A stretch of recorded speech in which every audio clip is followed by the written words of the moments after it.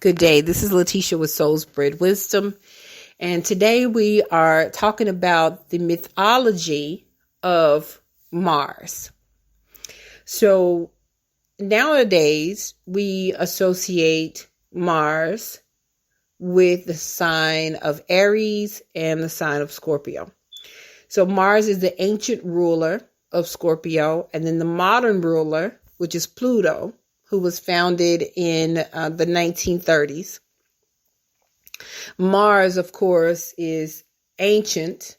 Before Christ, Mars was associated with Scorpio and also associated with the sign of Aries. So Mars is a part of the Roman pantheon of gods. Aries is associated, or Ares, A-R-E-S, is associated with the Greek pantheon of gods.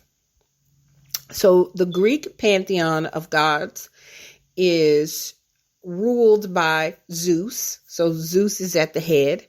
And then the Roman pantheon of gods is headed up by Jupiter. Okay. So Mars, in the ancient Roman mythology, is known as a god of war and one who guarded agriculture. He was the son of Jupiter, as I said, and the month of March was named for him. And the Romans held festivals for Mars in the month of March and in the month of October, as this was the time that the military campaigns began. And Mars is the ruler of the sign of Aries, which begins in March, of course, and this begins seed time. So there is this association with him being a guardian of agriculture, as March begins spring, and this is the time of seed time that you plant your seeds. Now, it is the duty of Mars to protect the seed at seed time as the guardian of agriculture. Now, it was his duty to ensure that what had been planted came to harvest. Now, after the farming season, Mars moved into his role as a master strategic worker in the sign of Scorpio. Now, as the greatest military leader, where he shines in the sign of Scorpio, it is the job of Mars, according to Roman mythology, to create strategic war campaigns that lead to peace. Now, once the Romans began their rule, they then associated Mars with the Greek god Ares,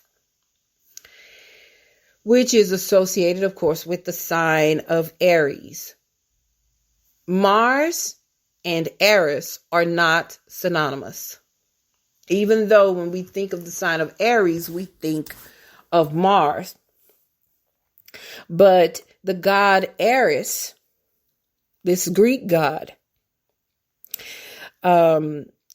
he had a different energy from the Roman god Mars.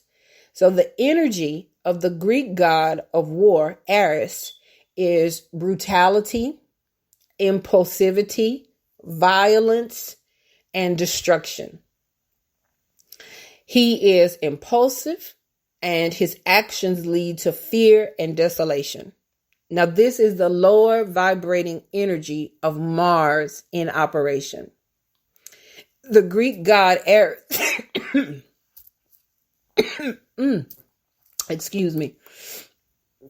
The Greek god Ares was hated because he was wild, untamed, and did not bring good. He did not bring peace. Now, when we tap into the higher energies of Mars, we begin to offer this protecting energy to those around us.